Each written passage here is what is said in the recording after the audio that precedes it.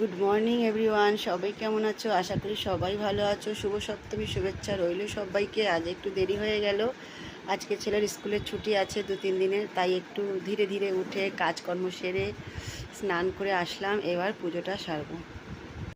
আজকে মহাসপ্তমীর পুজোটাও আমার বেশ ভালোভাবে সম্পূর্ণ হয়ে গেল। একটু দেরিতে হয়েছে কিন্তু খুব সুন্দরভাবে হয়ে গেছে। আর জতেও আমি জল দিয়ে দিচ্ছি। আর জগুলো দেখতে পাচ্ছ বন্ধুরা কত বড় হয়ে গেছে। আর এই দেখো পুরো মন্দিরটা ফুল দিয়ে গুছিয়ে দিয়েছি খুব সুন্দর করে, দারুণ সুন্দর লাগছে আমার মায়ের দরবারটা। কিন্তু তোমাদের কেমন লাগছে সেটা রোজই জিজ্ঞাসা করা হয়, অবশ্যই জানাবে। বলো সাচে দরবার কি জয়, জয় মাতা দি।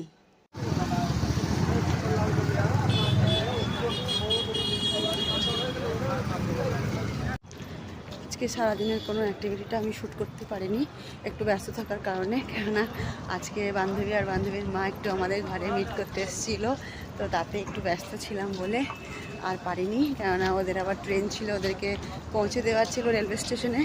ওদেরকে রেলওয়ে স্টেশনের ওখানে পৌঁছে দিয়ে আর আমি এখন রিটার্ন বাড়ি যাচ্ছি। মেট্রো স্টেশন থেকে বাইরে বেরিয়ে চলে আসলাম। এখন কিছুটা পথ আমাকে পায়ে হেঁটে যেতে হবে, তো সেটাই হচ্ছে। এখন হেঁটে হেঁটে যাচ্ছি আর ভিডিও শ্যুট করছি। চলে এসেছি আমি অনেকটা পথই হেঁটে। আমি আর বর্মশাই গেছিলাম আমাদের ছাড়তে। সত্যি সারাদিনে একটা মানুষ যদি বাড়িতে আসে কত একটা আনন্দের দিন থাকে। তারপরে হচ্ছে সবথেকে বড় কথা, যখন বাপের বাড়ির দেশে কেউ আসে তখন তো আরও একটু বেশি আনন্দ হয়, তাই না? আজকে আমার সাথে সেটা হয়েছিল, অনেকটা এক্সাইটেড ছিলাম, খুব ভালো লাগলো। আর প্রথমবার আমার বিয়ের পরে মানে প্রথমবার আমার বান্ধবী আমার বাড়িতে এসেছে। বান্ধবী তো অনেক আছে, একটাই আসলো সবে। এরকম যদি প্রত্যেক বান্ধবী একটু আসে কত আনন্দই না হয়। তো যাই হোক, ভালো লেগেছে। এখনও আরও কিছুটা পথ হাঁটতে হবে। চলে আসলাম ফাইনালি। আমরা বড় রেড লাইটে রাস্তাটা ক্রস করব। রাস্তাটা ক্রস করছি,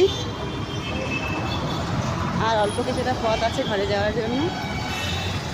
আস্তে আস্তে এক জায়গায় দাঁড়িয়ে পড়লাম আমাদের রেড লাইটের পাশেই। দেখো এখানে খালি একটু জায়গা আছে রাস্তা ক্রস করার সময়। এখানে দেখো মহারাজদের ঘর কত সুন্দর বানানো আছে। সব টুকটুক করে খাচ্ছে, কেউ ঘুমাচ্ছে, কেউ নিজের ঘর খুঁজছে।